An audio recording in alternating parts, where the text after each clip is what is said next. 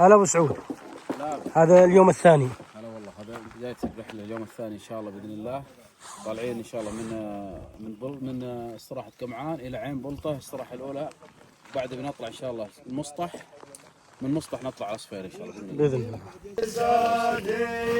يلعب طرب والهم ما جاء يلعب طرب والهم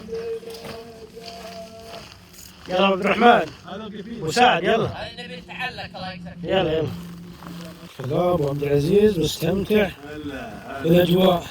ما شاء الله ما شاء الله تبارك الله.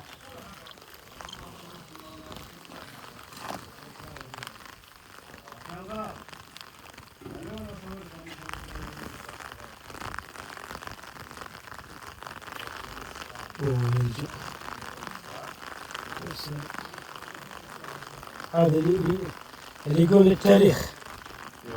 والله هذا طريق الفرع. الحين تجميع البلطة وهذا طريق يودي للفرع. فرع هذا فرع. هذا فرع.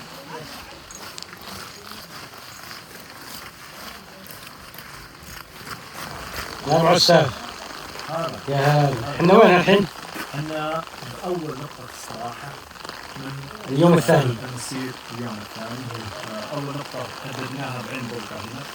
طبعا الشباب الله يبارك فيهم عرفوا نقطة الاستراحة وقالوا ان نشوف لكم ونعزل لكم هنا. راح نضيع ابو ساعة ان شاء الله. مشينا تقريبا حوالي 8 كيلو. متبقي علينا تقريبا 18 كيلو، باقي لنا نقطتين استراحة وبعدها نصل ان شاء الله الى نقطة المبيت باذن الله. بإذن الله. حول الصفية باذن الله. الله يسهل بإذن الله. صرنا عين بلطة. صرنا تحت هالشينكم عشان هذا المطر. بعد نكمل المسار ان شاء الله. هنا مفرق رمية صيحان. هذا قدام مفرق رمية صيحان. هذا شارع السلف اللي يودي للجو. ما شاء الله تبارك الله. لا زلنا برمية صيحان والمطر تصب علينا. ما شاء الله.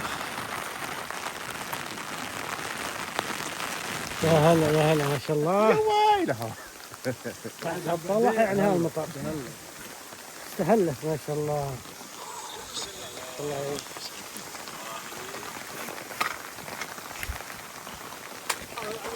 والله الله تبارك الله. شوف صاوي عليه ضباب ابوه. على رمية صيحان هذا عقب مضربة السحابة. ما شاء الله. جينا مع رمية صيحان. قبل طلعت صيحان طلعنا يسار نبي مسطح. هنا هذا طلع هذا ودينا المسطح. صلينا العصر بمسطح الصندقة هذه عند الصندقة هذه. والحين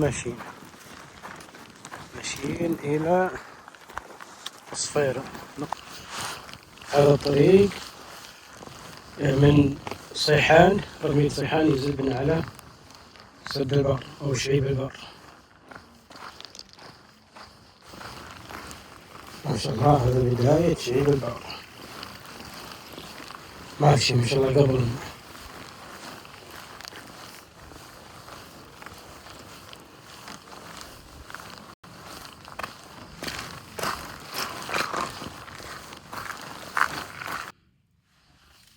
لازم كل بعد كم كيلو نقعد نتمدد ننتظر اخويانا المتاخرين. واصلنا من حائل ابو طارق يصف لنا الامطار التي هطلت على حائل هذا الصباح. نعم هطلت هذا اليوم امطار غزيره على منطقه حائل جعلها الله امطار خير وبركه وعم بنفعها البلاد والعباد. وقد سار عدد من محبي رياضه الهايكنج في وسط هذه الامطار على اقدامهم وقد تبللوا بالماء. الله نزلنا على الصفيرة مكان المبيت الليلي هنا. من بيت الشعر هذا كان من بيت.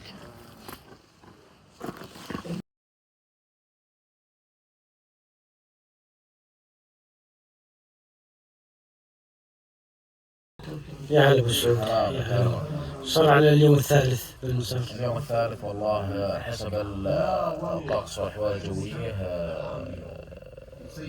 انهينا المسار اليوم، انتهى المسار اليوم.